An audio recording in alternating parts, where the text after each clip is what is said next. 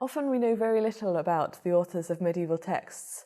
In many cases, just their name or perhaps some odd detail about their life that they give in the prologues or epilogues to their works. The Romance of the Rose has not one but two authors. Guillaume de Loris wrote the first, probably incomplete part of the poem in the first half of the 13th century.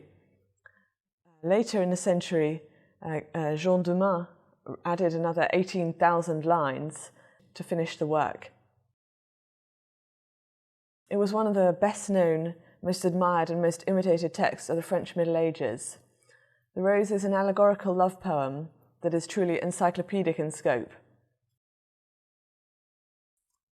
It tells the story of Amant, the lover, who falls asleep and dreams that he enters a high-walled garden. In the very fountain in which Narcissus drowned himself, he sees the reflection of a beautiful rosebud and is immediately inflamed with desire to possess it.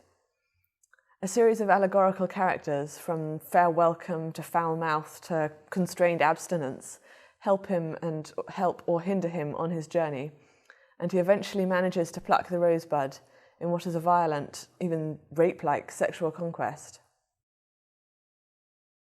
While most medieval vernacular texts survive in a handful of manuscripts, if that, the Rose is preserved in almost 300. The one we're looking at here, Gg.4.6, was produced in Paris sometime in the 1330s. The illuminator can be identified as a certain Richard de Montbaston, who along with his wife illustrated over 20 copies of the Rose. Here, on the first folio, we have the frontispiece, the biggest illumination in the entire manuscript. On the left-hand side, we see the lover asleep, with the rosebush forming the backdrop to the scene, a sort of prefiguration of the story that's to come. Then as our eyes move across the page, we see the lover rising in his dream, dressing himself and setting out.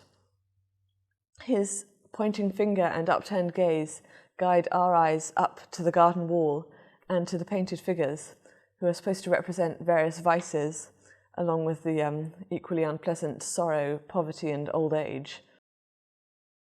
The moment when the lover actually enters the garden is depicted a few folios further on.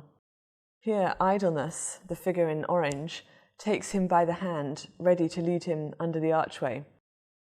And I particularly enjoy this illumination because it's a great example of a later reader putting his stamp on the manuscript, as it were.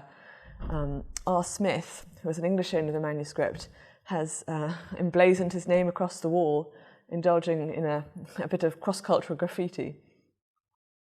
The rubric in red above the miniature reads Oiseuse, or idleness, clearly indicating the content of the illumination.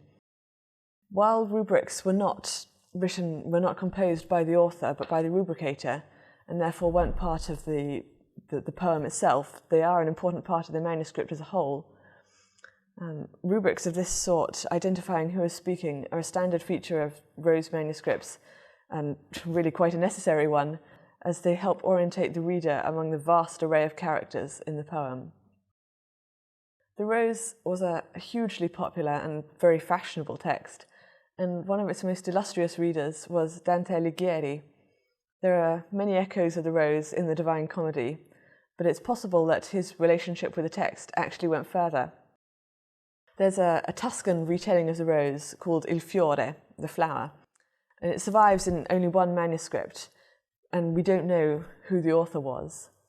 Gianfranco Contini, one of the great philologists of the 20th century, examined the stylistic correspondences between Dante's works and the Fiore, which offer a powerful suggestion that Dante may indeed be the author of this work.